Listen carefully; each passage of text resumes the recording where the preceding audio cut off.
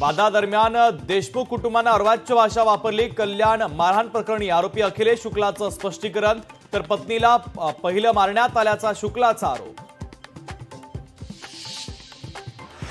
10 लाख नको, माझ्या मुलाला न्याय पाहिजे, माझ्या मुलाला कोणताही आजार नव्हता, सोमनाथ सूर्यवंशी यांच्या आईची लोकशाही मराठीला माहिती। मुंबईत मंत्रालयाच्या समोर काँग्रेसचं आंदोलन, केंद्रीय गृहमंत्री अमित शहांनी राजीनामा द्यावा, काँग्रेस कार्यकर्त्यांची मागणी।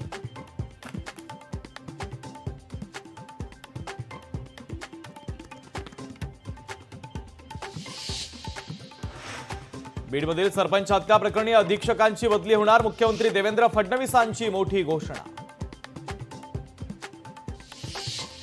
परभणी राडा प्रकरणी पोलीस निरीक्षक अशोक घोरबांड यांचं निलंबन, सविस्तर चौकशी होईपर्यंत घोरबांड निलंबित राहतील, मुख्यमंत्र्यांची विधानसभेत माहिती।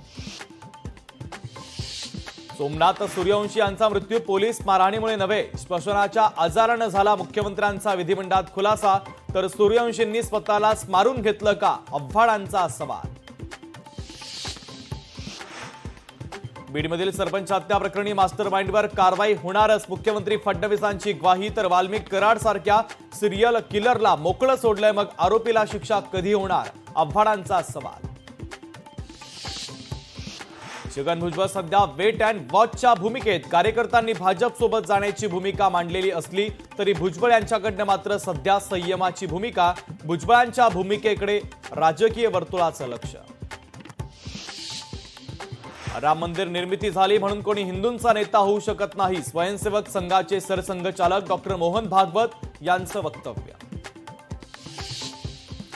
नागपूरमध्ये पेट्रोल पंपावर टोळक्याची दहशत, महिलेला पायावर लोटांगण घालत मागायला लावली माफी, तर या प्रकरणी 3 जणांवर गुन्हा दाखल। लोकशाही मराठी ऐका, पहा, जागरूक रहा।